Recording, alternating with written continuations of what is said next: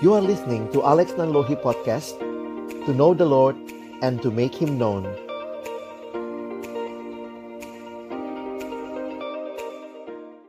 Kami datang dalam ucapan syukur, terima kasih Tuhan untuk kesempatan yang Kau berikan bagi kami untuk datang memuji memuliakan nama-Mu di hari perhentian yang Kau berikan kepada kami.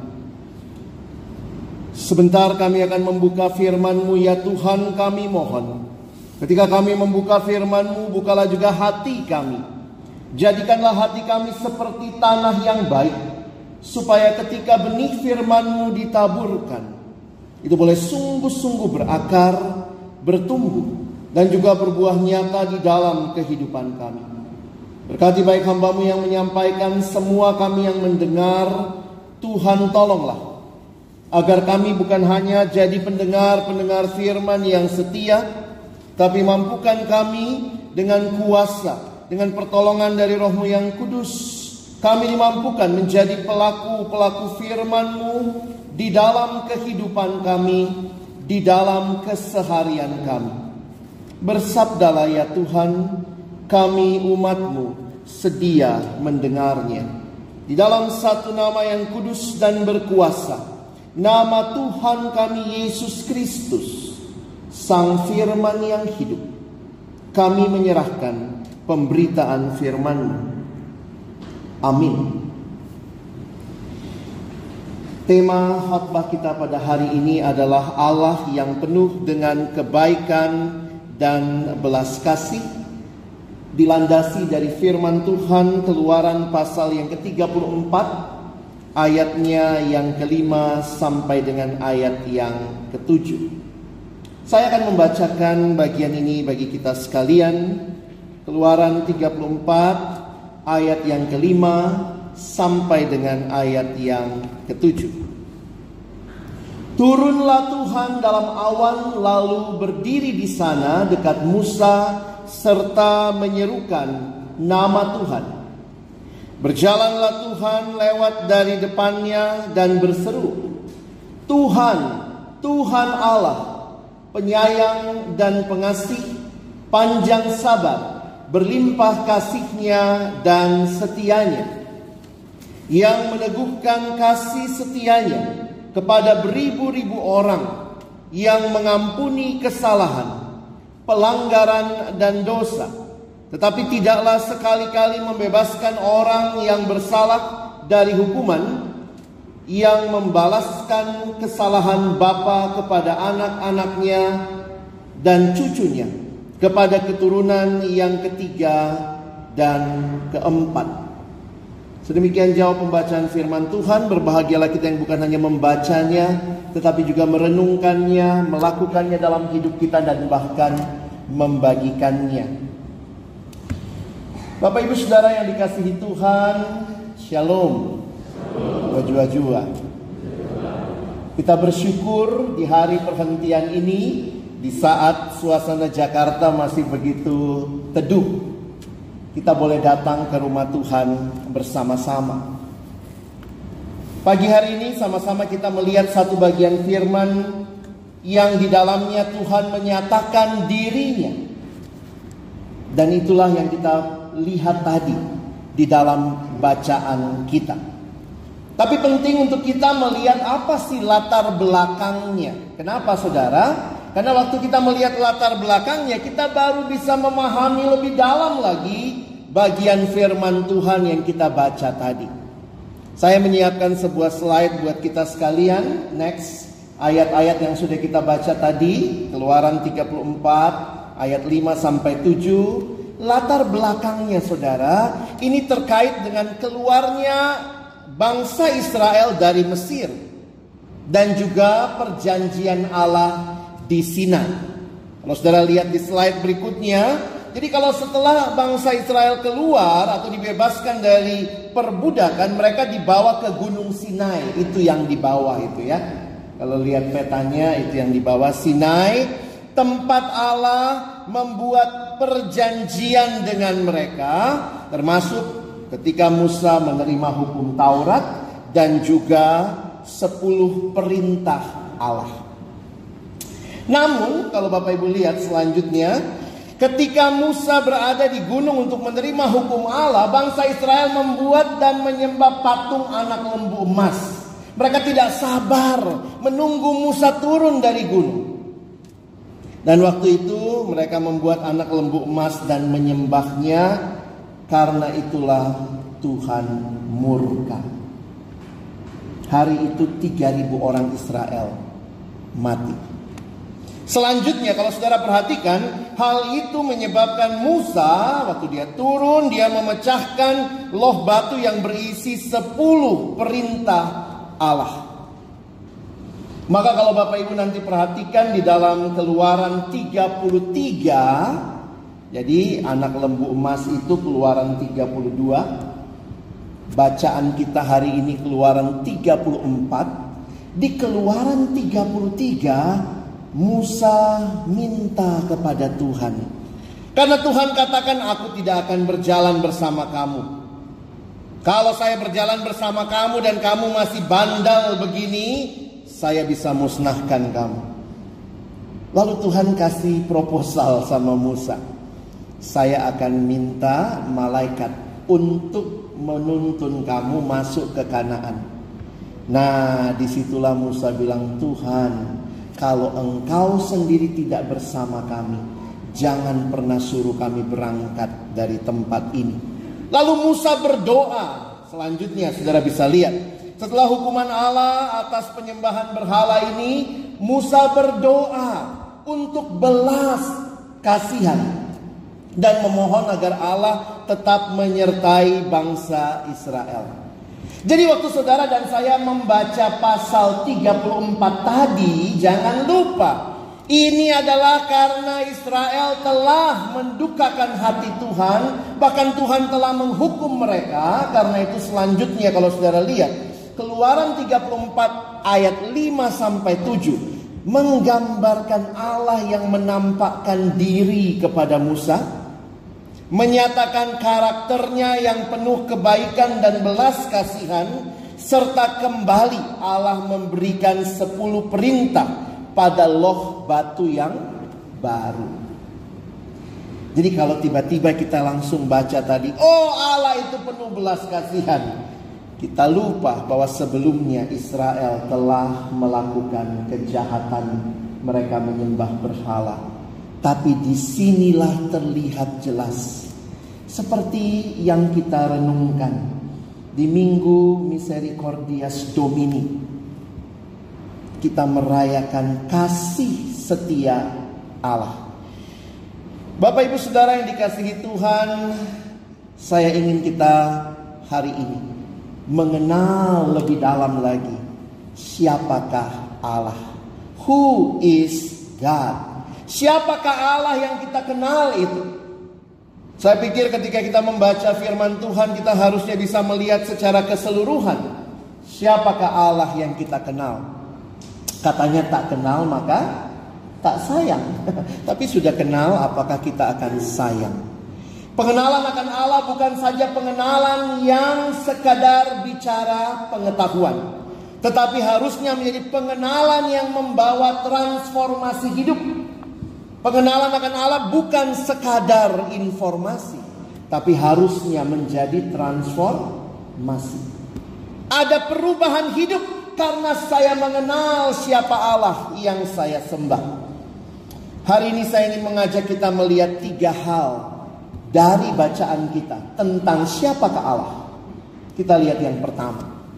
Yang pertama, Allah diperkenalkan sebagai Allah yang penyayang dan pengasih. Itu kita Bapak Ibu bisa lihat ya di dalam ayat yang ada di screen. Allah yang penyayang dan pengasih.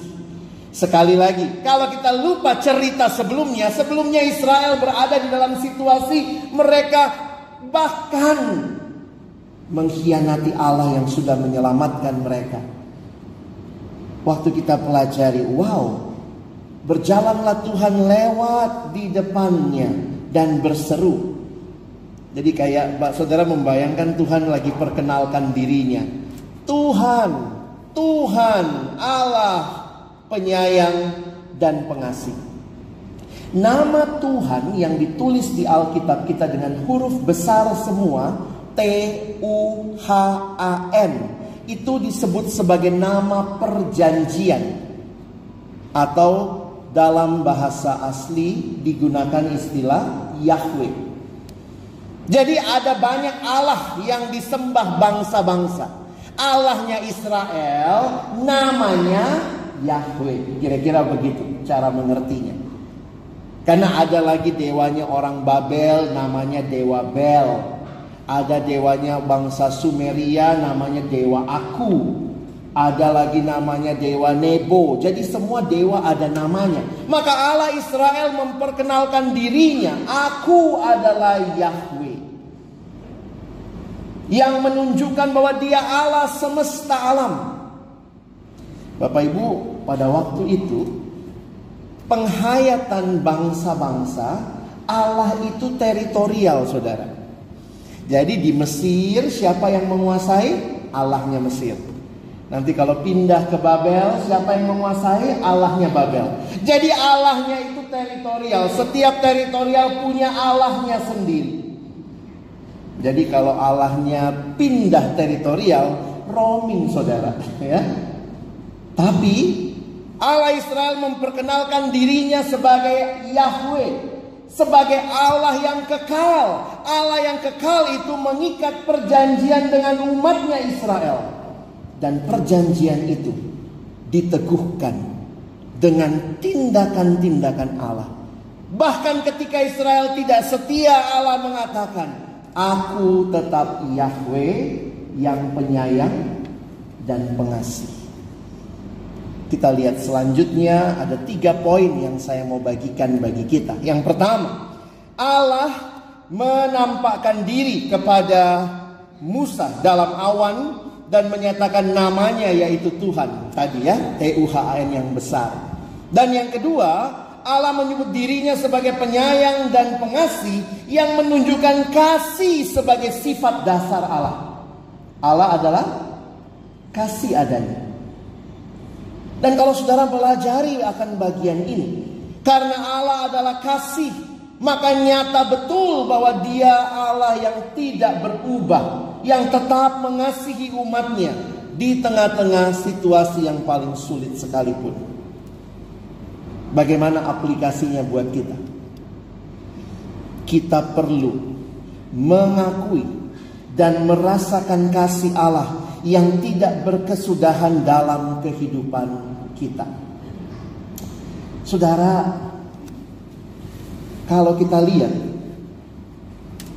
kasih itu katanya bahasa Indonesia ini paling gampang menjelaskan kasih, saudara ya. Karena apa itu kasih? Kasih ya kasih, ya. Love is giving. Love is not taking, saudara. Kalau love is taking itu bukan love, itu rampoking, saudara. Love is giving. Kasih itu memberi. Manusia ini coba pikir-pikir, kasih siapa yang paling mirip sama Tuhan? Oh, katanya kasihnya mama, ya, kasihnya ibu, kasihnya orang tua. Sampai ada lagunya, saudara ya. Kasih ibu kepada beta. Kemarin baru hari Kartini ya, sudah pakai kebaya. Ibu-ibu, kasih ibu kepada beta tak terhingga sepanjang masa. Apa itu kasih? Hanya memberi, tak harap kwitansi. Ada mama-mama kwitansi di sini? Ada yang bilang sama anak, cepat besar ya nak ya, udah mama kasih kau banyak makan, sudah banyak habis biaya buat kau, cepat besar, ajak mama jalan-jalan ke luar negeri. Mama kwitansi. Betul kita mengasihi anak kita, kita tagih lagi pas dia besar? Nggak tagih Pak Pendeta, itu sewajarnya. Tapi kalau anak nggak ngasih, masih sayang nggak? Hah? Sayang. Kayak Allah ya. Dihianati tetap sayang. Serius saudara. Banyak kita yang mungkin merasa, kalau kau baik, aku baik samamu. Tapi maaf, kalau kau jahat, aku bisa lebih jahat. Setan itu ya. Serem kali. Kita bicara kasih, tapi apakah kasih kita seperti Allah? Makanya saya harus katakan, kalau bicara kasih sebenarnya, bahkan kasih ibu pun sangat terbatas. Kadang-kadang kalau anak sudah tidak ikut maunya, kayak sinetron ya. Mulai hari ini putus hubungan kita, nak. Saya nggak tahu banyak nggak mama-mama sinetron di sini ya. Ada sinetron apa itu? Ikatan Love ya. Udah mati pun Andinnya masih aja cinta katanya ya. Saudara yang dikasihi Tuhan, apakah kasih yang kita bicarakan kasih seperti Allah yang pengasih dan penyayang? Inilah kasih. Bahkan ketika dihianati, dia tetap panjang sabar. Dia tetap mengasihi, dia penyayang. Harusnya lagu itu lebih tepat buat Allah. Memang banyak mama-mama luar biasa kasihnya ya. Angkat jempol 2 ya. Tapi sebenarnya waktu saya renungkan, harusnya itu lagunya kasih Allah kepada saya tak terhingga sepanjang masa. Bagaimana kasihnya Allah? Hanya memberi, tak harap kembali. Karena ini lagu anak-anak, Bapak Ibu sekalian. Maka penciptanya harus cari ilustrasi yang paling bisa dibayangkan anak kecil. Bagai sang surya menyinari dunia.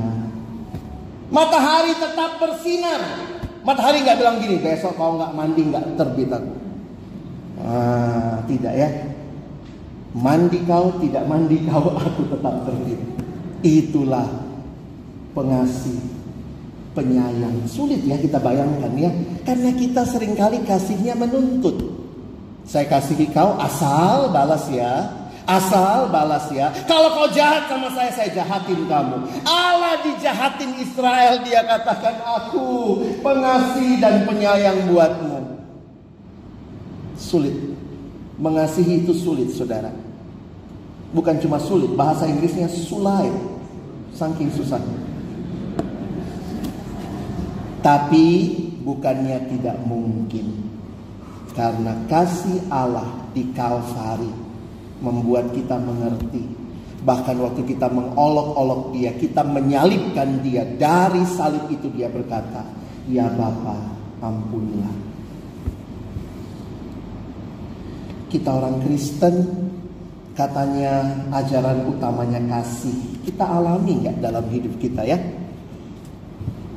Mudah? Sulit, saudara. Tapi bisa, karena Allah sudah mengasihi kita. Kita lanjut yang kedua. Yang kedua, saudara perhatikan, lebih lanjut lagi dikatakan Allah yang panjang sabar. Bukan cuma sabar, saudara ya, panjang sabarnya. Lalu kemudian dia berlimpah kasih setia.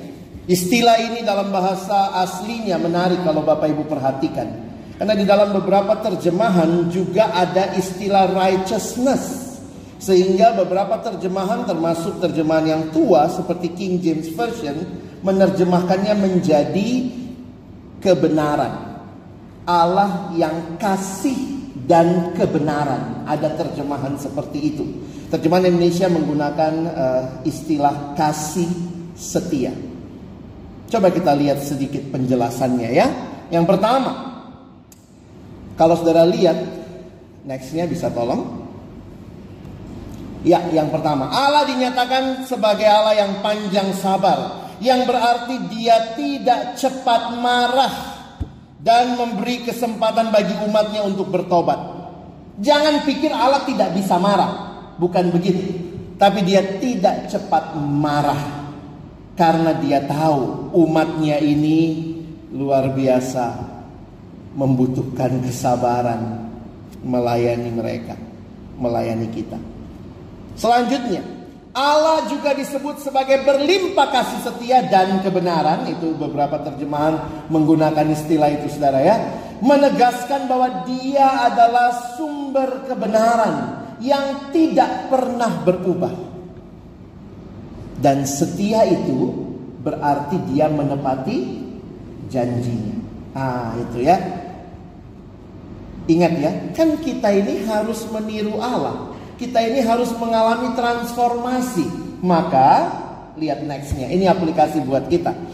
Kita perlu meneladani sifat Allah ini dalam hidup kita, mengandalkannya sebagai sumber kebenaran dan juga belajar setia, saudara.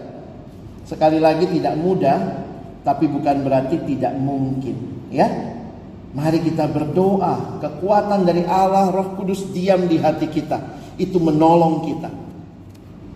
Bersama-sama bisa belajar untuk sabar, untuk hidup benar, untuk hidup setia. Bapak Ibu Saudara, kemarin dalam bacaan saat teduh yang saya renungkan tentang orang yang berhutang itu, ya.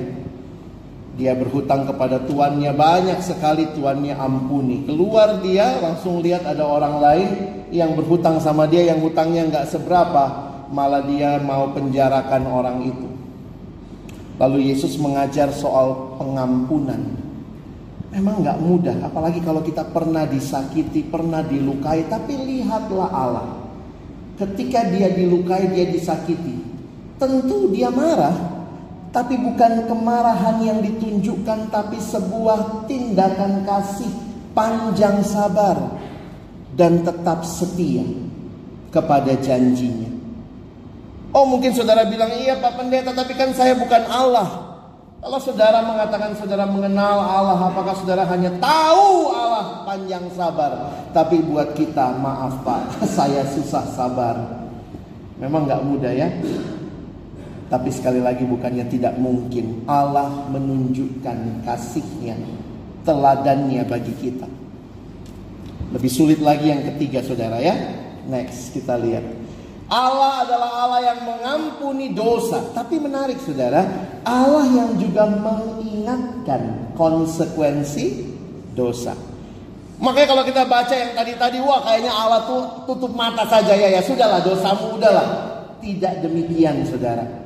Allah memang mengampuni, tetapi di sisi lain Allah juga mengingatkan konsekuensi dosa. Mari kita lihat pembahasannya. Yang pertama, kalau saudara perhatikan, Allah menyayangi beribu-ribu, ini istilah yang digunakan, dan mengampuni kesalahan, pelanggaran, dan dosa, menunjukkan bahwa Dia siap mengampuni dan menerima umatnya kembali ketika mereka bertobat. Namun, saudara perhatikan, Allah tidak membiarkan yang bersalah tetap tidak bersalah, ya. Yang berarti ada konsekuensi bagi tindakan kita.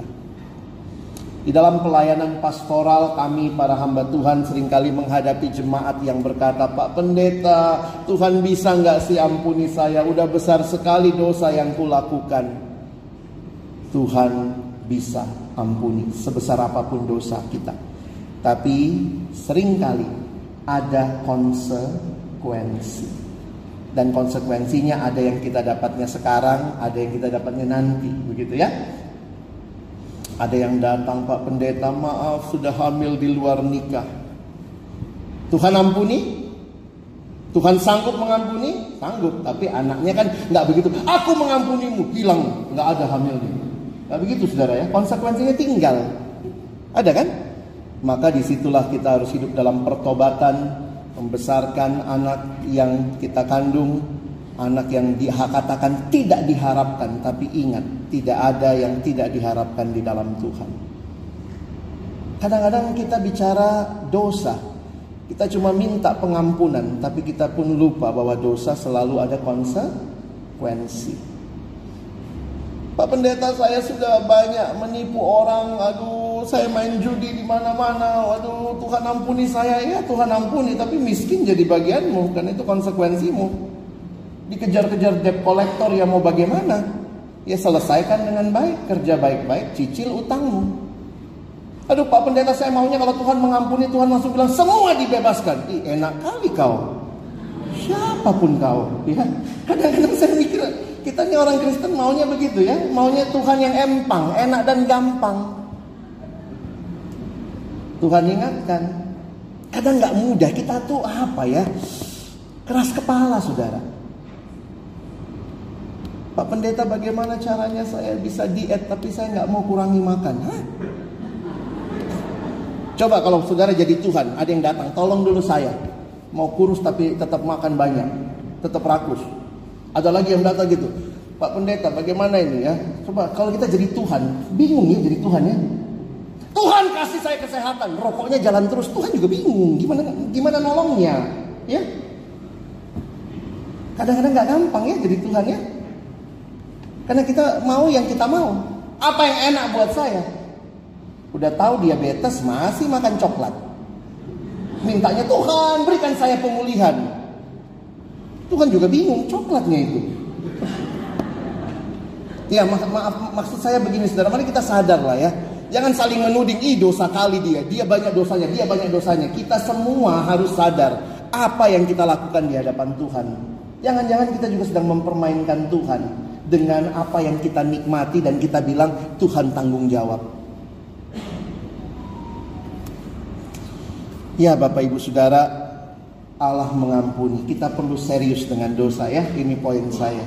Kita perlu serius dengan dosa. Kita perlu untuk mengakui dosa dan kesalahan kita, dan menerima pengampunan dan pemulihan dari Allah, apa yang Allah tawarkan, serta berusaha menjauhi dosa dan konsekuensinya. Mari belajar mengakui dan meninggalkan itu, ya. Bukannya tidak mungkin. Tuhan sudah memberikan tangannya terbuka. Kadang orang bilang yang berubah itu siapa? Tuhan atau kita? Saya yakin Tuhan tidak berubah. Ketika kita setia, berkat turun. Ketika kita tidak setia, ya tidak dapat berkat. Jadi sebenarnya bukannya Tuhan berubah-ubah, tapi bagaimana kita meresponi ketidakberubahan Tuhan yang berjanji, kalau kamu setia, aku kasih berkat. Kamu tidak setia, tidak dapat berkat. Nah, disinilah kita diperhadapkan dengan Allah kita. Allah yang kita kenal, dan bukan hanya informasi. Saya bisa jawab dia Allah yang 1, 2, 3. Tapi Allah yang ketika saya kenal dia, saya mengalami hidup yang makin berubah, makin ditransformasi, semakin serupa dengan dia. Makanya indah sekali ya. Ada satu kutipan dalam bahasa Inggris di slide selanjutnya mengatakan it's a relationship with God. Christianity isn't just a religion. It's a relationship with God through Jesus Christ. Kekristenan bukan sekadar agama, saudara ya. Kadang-kadang kita datang beragama, ritual, hari Minggu kebaktian, kasih persembahan, memuji Tuhan, pengakuan iman rasuli. Kalau itu cuma jadi ritual, wah salah kita. Tapi kekristenan adalah relasi dengan Allah di dalam Yesus. Kenapa? Karena semua yang saudara dan saya kenal tentang Allah yang dituliskan di perjanjian lama tadi digenapkan di dalam Yesus. Kita baru Paskah ya. Kita baru Jumat Agung. Disitulah panjang sabarnya Allah dinyatakan. Disitulah kasih setianya dinyatakan. Disitulah cinta yang terbesar dinyatakan. Maka bukan hanya Musa yang kenal Allah, yang memperkenalkan dirinya. Di perjanjian baru Allah jadi manusia. Keselamatan kita next adalah anugerah Allah. Maka perhatikan Bapak Ibu Saudara sekalian, next. Dosa telah dikalahkan di kayu salib. Kematian Kristus merupakan dasar pengharapan kita, janji bagi kemenangan kita. Anak sekarang kalau dibilang apa itu love, cinta, semua langsung begini tangannya ya. Love. Kita juga ya kalau foto-foto begini ya. Di Alkitab bukan ini love. Ini love. Salib. This is love. Cuma kan gak enak kalau foto begini semua. Oh begini aja Pak Pendeta, oke lah gak apa-apa ya. Tapi bukan itu. Kasih itu lihat ini. This is love. Next. Salib menunjukkan satu-satunya jalan keselamatan hanya dalam Yesus. Salib memberikan tujuan yang baru dalam hidup kita. Jadi kalau kita lihat, ya saya sih menghayatinya begini Bapak Ibu ya.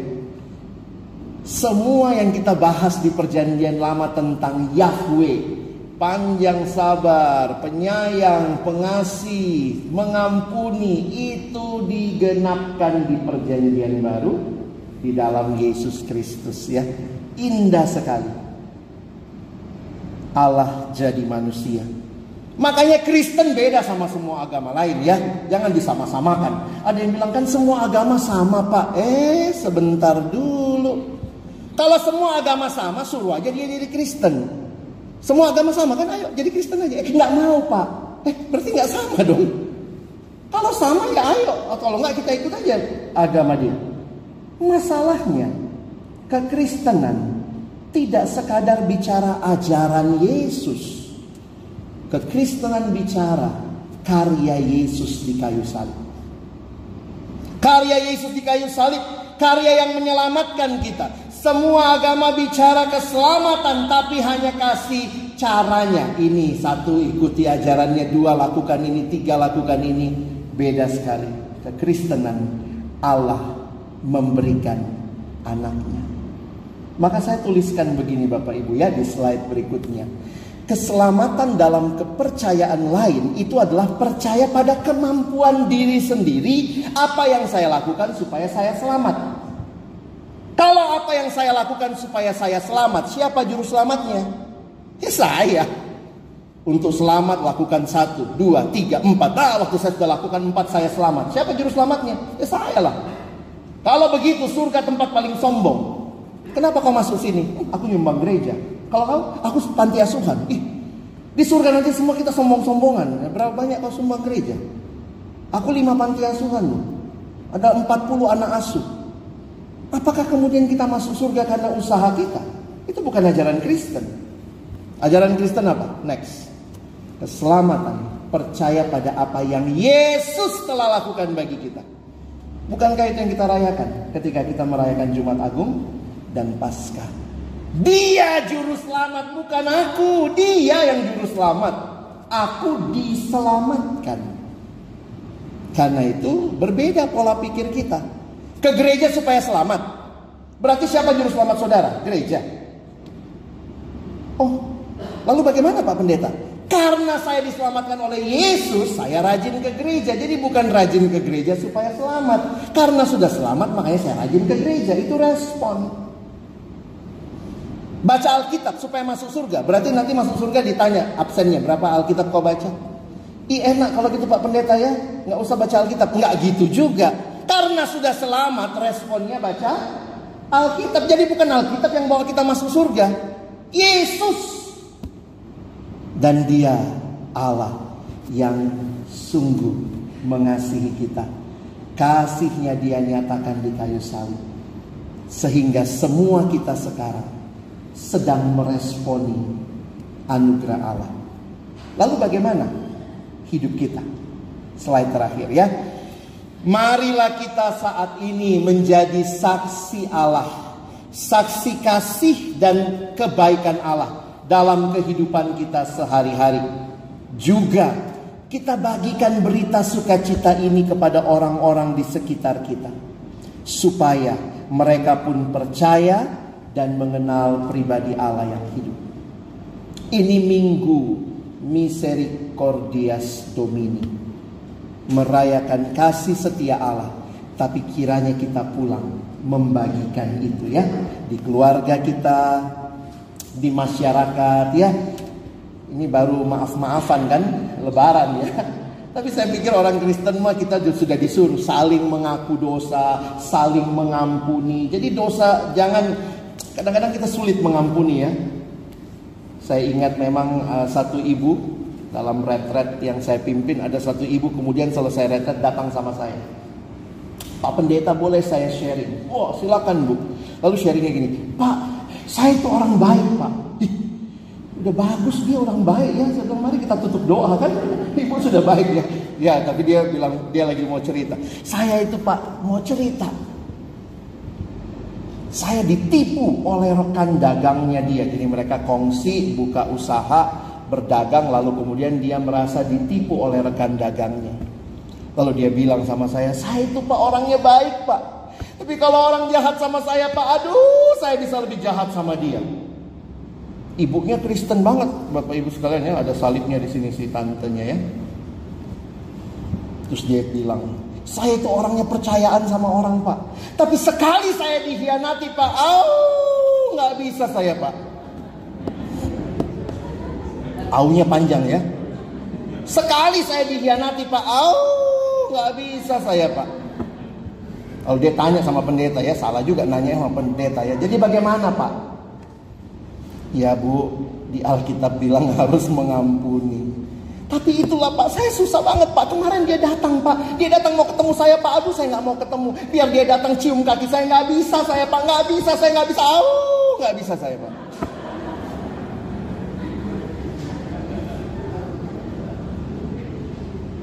Cuma kan kalau kita dengar orang cerita begitu, kita juga pendeta mesti tenang ya. Oh iya Bu, dia ayatnya kan bilang sampai berapa kali mengampuni? 49 kali. 7 kali gitu ya. Kadang-kadang saya pikir, aduh Tuhan sulit memang. 70 kali 7 kali. Apa, bagaimana? Itulah realita kita manusia. Kita tuh gak panjang sabar. Kita tuh gak punya belas kasihan. Bahkan kadang-kadang kita turunkan dosanya, kita turunkan dendamnya ya. Apa yang bikin film kungfu panjang? Dendam kan? Mamanya satu gini, oh kau bunuh mamaku, kau bunuh mamamu juga, oh gitu ya. Terus jadi 30 seri, kita nonton lagi. Coba kalau seri pertama langsung, kau anak Tuhan, kau anak Tuhan, ayo dalam Yesus kita bersaudara. Satu seri selesai film itu ya. Cuma satu serinya saudara ya. Tapi yang bikin panjang itu dendam ya. Kadang-kadang kita begitu. Jangan pergi ke rumah tantemu itu. Sakit hati mama dibikin dulu. Jangan ada keluarga kita pergi ke sana. Dosa kok diturunin sama anak dendamnya. Kau ingat dulu. Wah, jadi kadang-kadang saya mikir Tuhan memang sulit ya. Sama seperti ibu itu. Saya saya cuma dalam hati bilang gini ya. Coba kalau Tuhan bilang, Tuhan saya bikin salah sekali. Tuhan bilang, sekali kau bikin salah. Puji Tuhan, Tuhan gak gitu saudara ya. Hari ini kita diperkenalkan pada Allah yang kasih setia, panjang sabar. Tapi itu bukan bikin kita makin nikmati dosa, tapi makin mau hidup bagi Allah. Dan keluar dari gereja ini, kita bagikan kasih, setia Allah dan pengampunannya. Maukah saudara? Kiranya Tuhan menolong kita melakukan firman-Nya. Amin. Mari berdoa.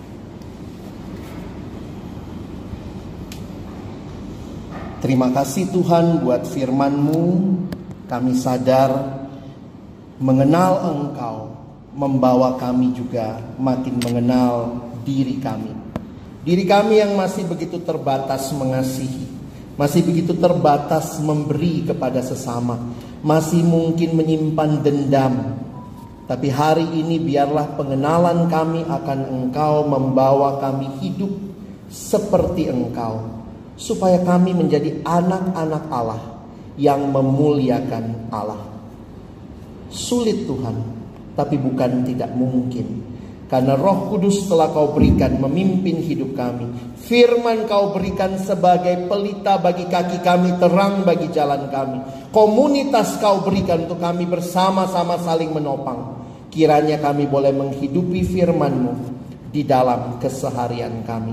Terima kasih, kami bersyukur di dalam nama Yesus kami sudah berdoa. Amin.